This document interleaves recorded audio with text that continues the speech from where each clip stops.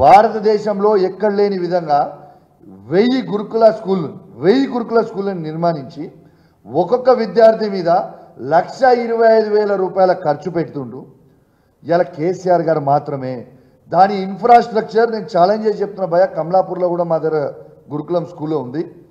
Any international school you take, either you take Indus, you take Aga Khan, you take Srinidhi international school, our NJP school is on par with any international school in this state or in this country. This is the truth of life. నువ్వు మాట్లాడంగానే అయ్యేది కాదు కదా. ఇలా నేను నీకు చెప్తున్నా brother, నా constituency నుంచి సీట్లు అన్నీ ఆన్లైన్ అయినాయి. నేను దాదాపు 2000 మందికి లెటర్లు ఇచ్చిన సీట్లు ఇవ్వమని. ఎంత డిమాండ్ ఉంది, 1:100 డిమాండ్ ఉంది ఇలా పరిస్థితి ఇలా గురుకుల school. This is the truth, this is the fact. ఇలా దాదాపు 6,50,000 మందికి ఇలా 1,25,000 రూపాయలు ఖర్చు పెడుతుంది ఏకైక ప్రభుత్వము. అది కేసీఆర్ గారు ప్రవేశపెట్టిన స్కూళ్ళు, రెసిడెన్షియల్ స్కూళ్ళు. ఆ పథకము అద్భుతమైన పథకం అని చెప్పి ఈ సందర్భంగా తెలియజేస్తా ఉన్నాను. ఇలా వాస్తవంగా మా వాడు మాట్లాడిన కాబట్టి నేను ఎక్కువ మాట్లాడలే, కానీ వాస్తవంగా నిజంగా బాధాకరమైన విషయం తను చెప్పింది. మరి కేసీఆర్ గారు ఉన్నప్పుడు ఇట్లాంటి ఇన్సిడెంట్లు ఎందుకు కాలేదు 10 సంవత్సరాలలో? ఇవాళ ఎందుకు అవుతున్నాయి?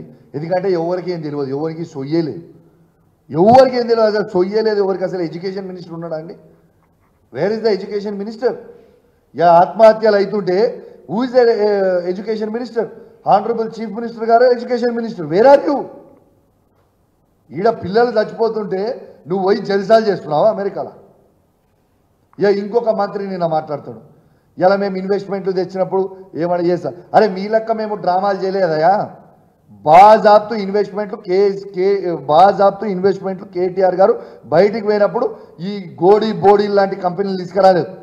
జబర్దస్త్ కంపెనీలు తీసుకొచ్చినాం, ఫాక్స్కాన్ని తీసుకొచ్చినాం, అమెజాన్ని తీసుకొని వచ్చిండు, అద్భుతమైన తీసుకొని వచ్చిండు, ఇన్ఫ్రాస్ట్రక్చర్ క్రియేట్ చేసిండు, అద్భుతమైన జాబులు క్రియేట్ చేసిండు. ఇది వాస్తవం కాదా? మీ లెక్క డ్రామాలు చేయలేమేం. మీరు ఈ 10 నెలలు అవుతుంది, ఒక్క గవర్నమెంట్ జాబ్ అన్నా మీరు ఇచ్చిర్రా? ఒక్క ప్రైవేట్ జాబ్ అన్నా మీరు ఇచ్చిర్రా? మీలాక యాక్షన్లు చేయలే మా కేటీఆర్ గారు.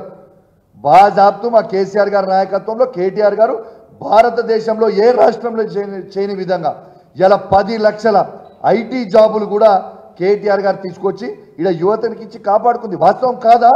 మీరు మీరు అబద్ధాలు చెప్పి మీరు ఏదో ఉపన్యాసాలు ఇచ్చి బోర్డు ఉపన్యాసాలు ఇచ్చి యాక్షన్ చేస్తే యాక్షన్ అయిపోతుంది. Is is not the truth. ఇలా జనాలు నవ్వుకుంటారు. మొన్న కేటీఆర్ గారి ఇంగ్లీష్ మీద ఒక కామెంట్ చేసిండు. నేను ఏంటిదో కామెంట్ చేసిండు, నవ్వుకుంటారు ఆ ముఖ్యమంత్రి గారిని మీద. ఇలా just because you don't know how to speak English, ఇలా యూఆర్ మేకింగ్ యూఆర్ అబ్సల్యూట్. నీకు జెలసీ, కేటీఆర్ గారి మీద జెలసీ కనబడుతుందని మొత్తం ప్రజలు యావత్ తెలంగాణలో ఉన్న ప్రతి మనిషి నవ్వుకుంటారు నీ మీద ఇష్యూలా. ఇది నిజం కాదా? ఇది అసలు తెలంగాణ కాదు, ప్రపంచం మొత్తం నవ్వుకుంది. ఇలా కేటీఆర్ గారు ఎంత అద్భుతమైన పేరు తెస్తా ఉన్నారు, ఇలా ఎంత అద్భుతంగా మాట్లాడతారు. నీకు ఇంగ్లీష్ రాకపోతే ట్యూటర్ని పెట్టుకొని నేర్చుకొని ఆయనను చూసి ఈర్చపడకు. ఇంకా ఆయన కంటే ఇంకా మంచిగా చేయాలనేది నేర్చుకో, ఇంకా మంచిగా మాట్లాడు ఇంగ్లీష్. నీ ఇంగ్లీష్ చూసి దేవుడా దండం పెట్టాలి డావోస్లో ఒక్కొక్కడు ఉరికిండు, ఈ పరిస్థితి చేసుకొని వచ్చిండు. కాబట్టి నువ్వు కేటీఆర్ గారి మీద ఏడవకు.